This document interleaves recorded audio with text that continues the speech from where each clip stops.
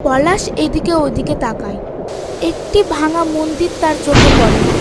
পলাশ দৌড়ে যায়। পলাশের হাত হঠাৎ কিছু একটাতে লাগে। একটা বস্তা। বস্তার মুখ খোলে এবং দেখে দেয় এবং ভিতরে টাকার গোছাগুলো বেরিয়ে আসে। এ কি? টাকা গেল কোথায়? এখানে তো রেখেছিলাম।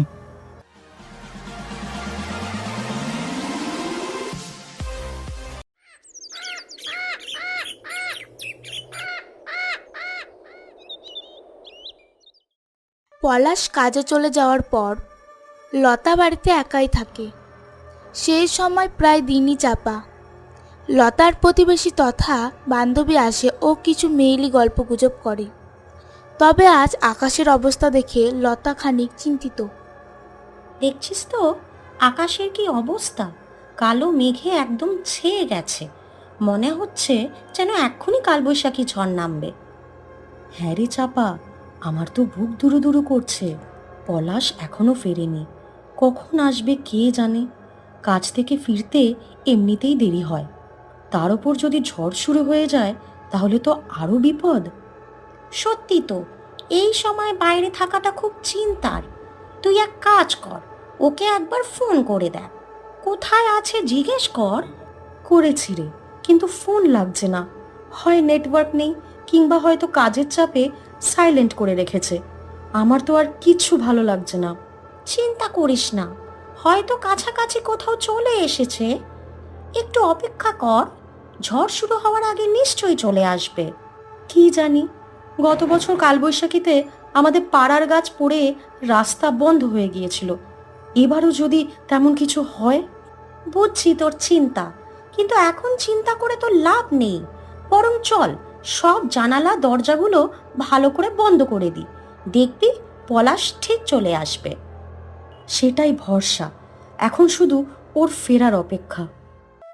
পলাশ গোপাল নামের এক কারখানায় কাঠের বাক্স বানানোর কাজ করে। সারাদিন পরিশ্রম করে মাস শেষে যা পায় তা দিয়ে টেনে টুনে সংসার চলে যায়। পলাশ তার কাজ খুব মন দিয়ে করে। তবে আজ মালিক, আকাশের যে অবস্থা দেখছি, মনে হচ্ছে কালবৈশাখী ঝড় নামবে। কালো মেঘে ছেয়ে আছে চারিদিক। যদি ঝড় শুরু হয়ে যায় তাহলে বাড়ি ফেরা মুশকিল হয়ে যাবে। যদি আপনি একটু তাড়াতাড়ি ছুটি দিতেন। আরে পলাশে, তুমি কি বলছো?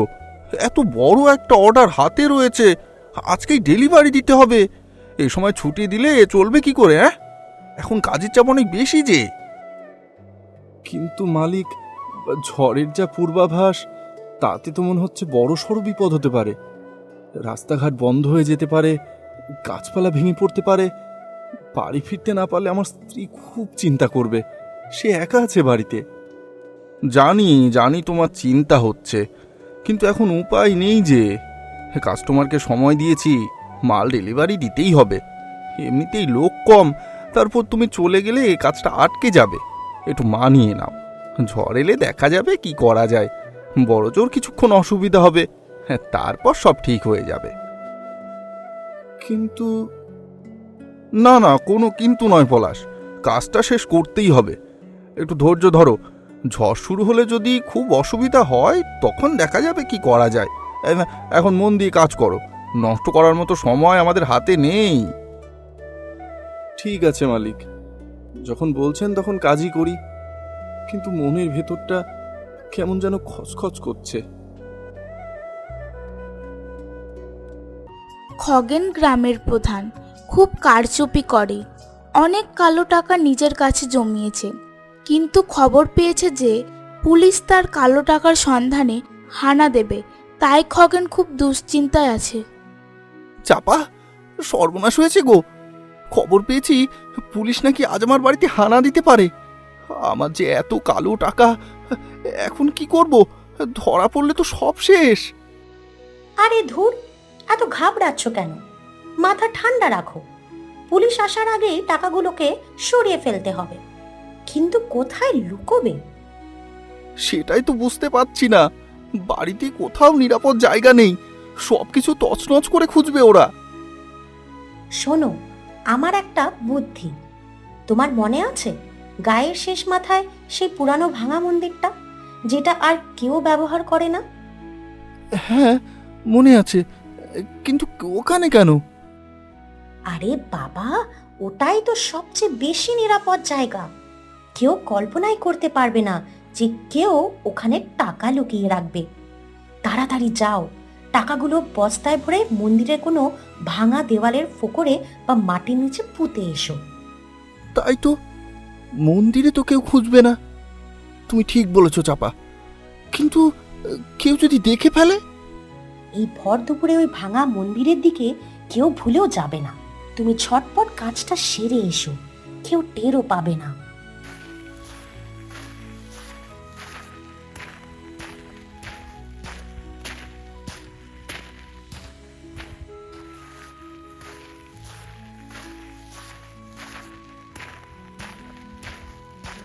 তোমার বুদ্ধিটা কাজে লেগেছে চাপা।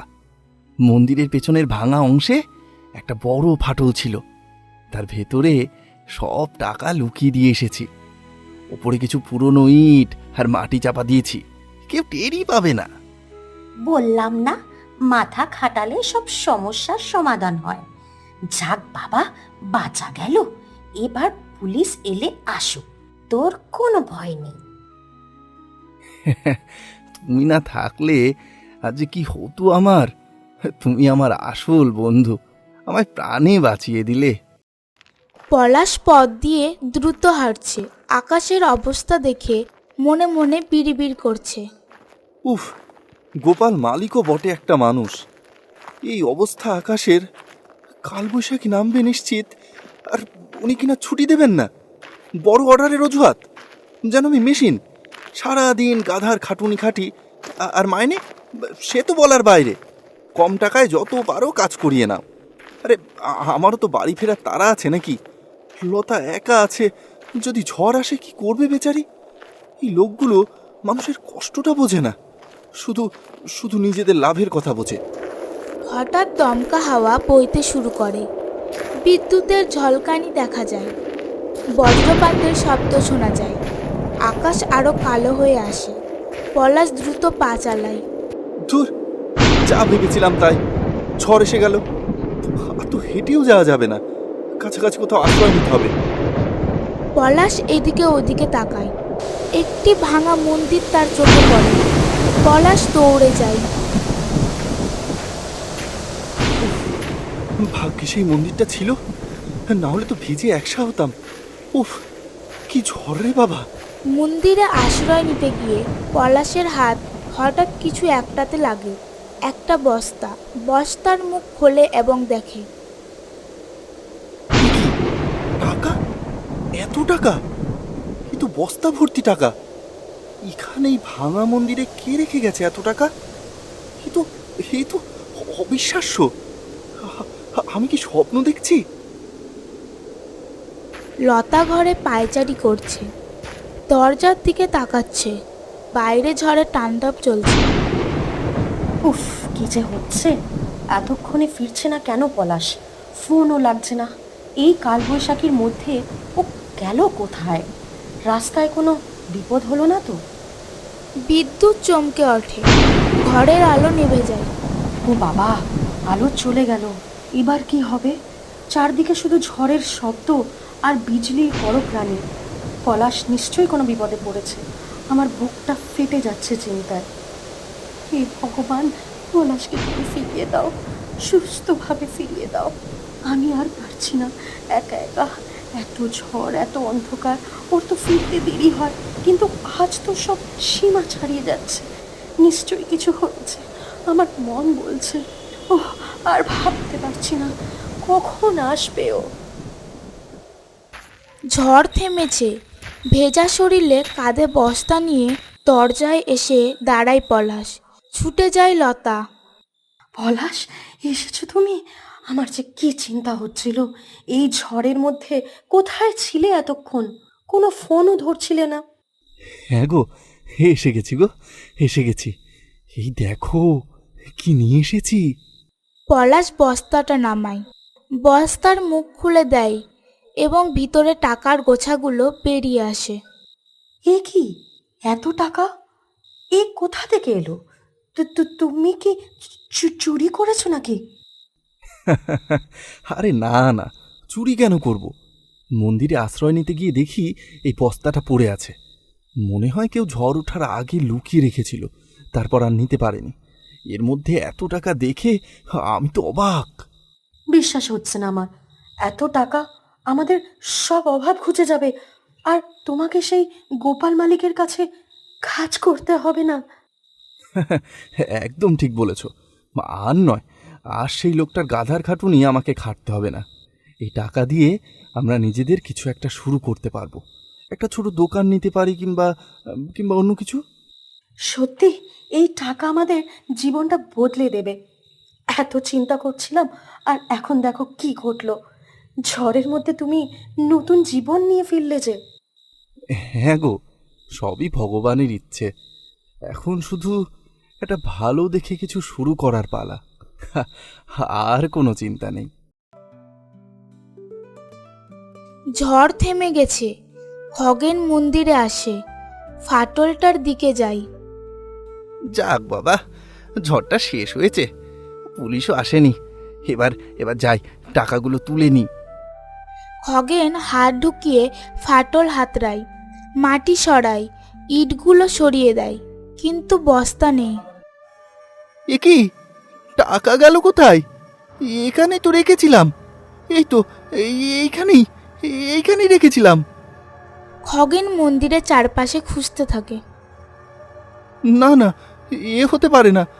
আমার টাকা, আমার সব টাকা কে নিল? কে চুরি করলো? এই ভাঙা মন্দিরে কেই বা আসবে? আমার সব টাকা শেষ হয়ে গেল গো। আমার টাকা, আমার টাকা সব শেষ হয়ে গেল, সব শেষ হয়ে গেল, সব শেষ হয়ে গেল। আমি কি করব এখন? হ্যাঁ, কিভাবে বাঁচবো? ও চাপা, চাপা, তোমার বুদ্ধিটা যে এভাবে আমার সর্বনাশ করে দেবে কে জানতো? আমি যে পথের ফকির হয়ে গেলাম। সব গেল, সব গেল গো, সব গেল। হ্যালো বন্ধুরা, এই ভিডিওটা তোমাদের কেমন লাগলো কমেন্ট করে অবশ্যই জানাও। এই রকম আরো নতুন নতুন ভিডিও সবার আগে পাওয়ার জন্য সাবস্ক্রাইব করে বেল আইকনটিকে অল করে রেখো। আর তোমরা যারা বড় হয়ে এখনো কার্টুন দেখো, তারা নিজের নাম নিচে কমেন্ট করে জানাও।